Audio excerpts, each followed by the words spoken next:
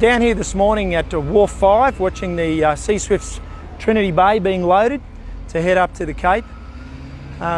This area on Wharf 5 here is a very, very important area, and this land behind us here that you'll see in a moment, very, very important part of the working port of Cairns. Now, the current Labor government is talking about using this area to expand the Cairns Convention Centre. That's contrary to the options that have been talked about and flagged by the council and others for many, many years.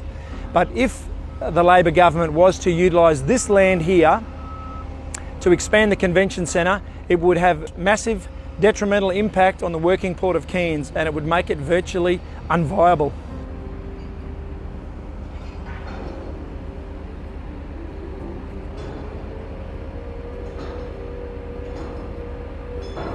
You can see behind me here, these are the engines for the wind turbines that are going up on Mount Emerald. This is a very, very useful part of the working port of Cairns.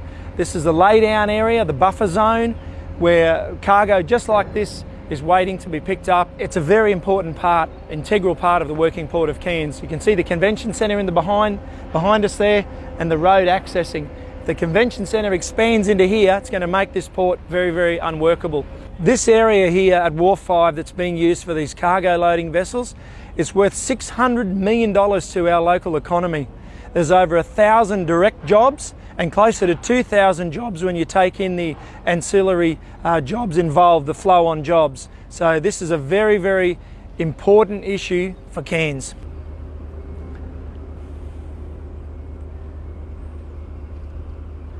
Here we are on Wharf 6. As you can see, this wharf's not utilised. There's a sign right here saying maximum of 10 tonnes on this wharf. This wharf is dilapidated, very old and virtually unusable after decades of neglect from state governments that haven't invested in maintaining this quality of this wharf. You can see Wharf 7 and 8 here in the background. It's a large ship there today unloading. This area here behind us, this is where it's used as a quarantine area for cargo coming from Papua, Indonesia and other areas.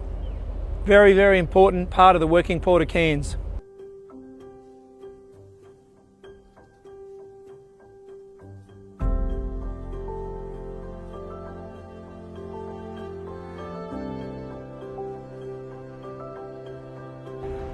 As you can see here, we've got the loading ramps where Sea Swift's very actively loading their boats here today. Over here we've got the buffer land. You can see how close the convention centre is here. And just up this way a little bit further, we've got the old White's sugar shed. It's vital that this land be maintained as a buffer zone for loading our ships here in Cairns. Otherwise our working port will not be a working port any longer.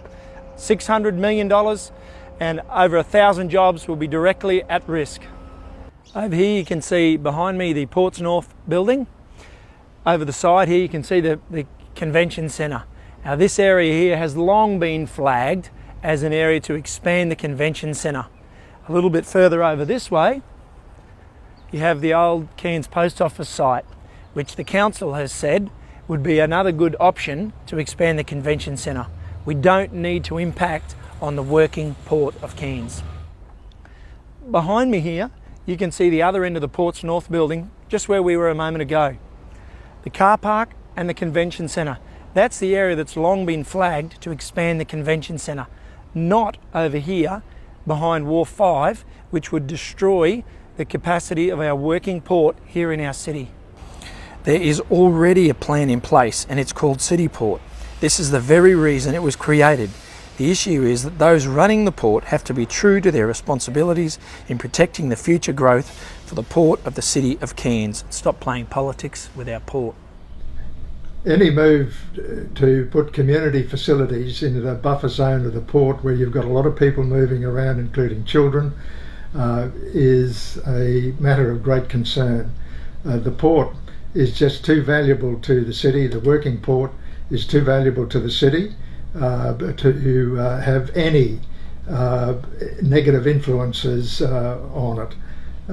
The trade through the working port general cargo area is worth about $600 million, and it creates something of the order of 1,000 jobs in the Cairns regional economy, and if you take flow-on effects, probably more up towards 2,000 jobs.